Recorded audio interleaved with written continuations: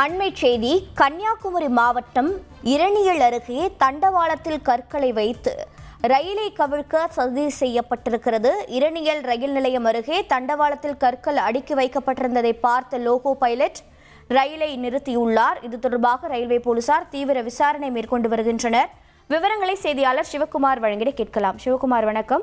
தற்போது loco pilot ரயிலை முன்கூட்டியே நிறுத்தியதால் என்ன சேதங்கள் தவிர்க்கப்பட்டது, இல்லை என்றால் என்ன நிகழ்ந்திருக்கும்? தற்போது ரயில்வே போலீசாரின் விசாரணையில் முதற்கட்ட தகவல் என்னென்ன? வணக்கம்.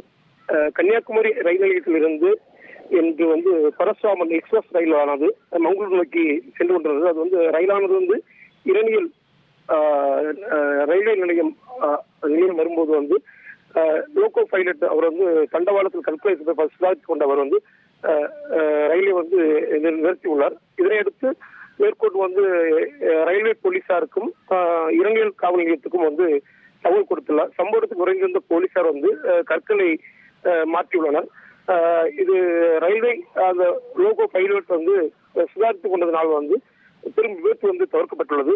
தற்போது போலீசார், அதாவது ரயில்வே போலீசாரும் இரணியல் போலீசாரும் அப்பகுதியில் உள்ள சிசிடி கேமராக்களை ஆய்வு செய்து வருகிறார்கள். ஏதாவது மர்ம நபர்கள் யார் வந்தார்கள், யார் சென்றார்கள், இந்த கற்களை வைத்த நபர்கள் யார் என்று தீவிர விசாரணை நடத்தியிருக்கிறார்கள். இந்த லோகோ பைலட் சுதாரித்துக் கொண்டதால் பெரும் விபத்து தவிர்க்கப்பட்டுள்ளது. தற்போது இந்த சம்பவம் அப்பகுதியில் பெரும் பரபரப்பை ஏற்படுத்தியுள்ளது. போலீசார் தீவிர விசாரணை மேற்கொண்டு வருகின்றனர்.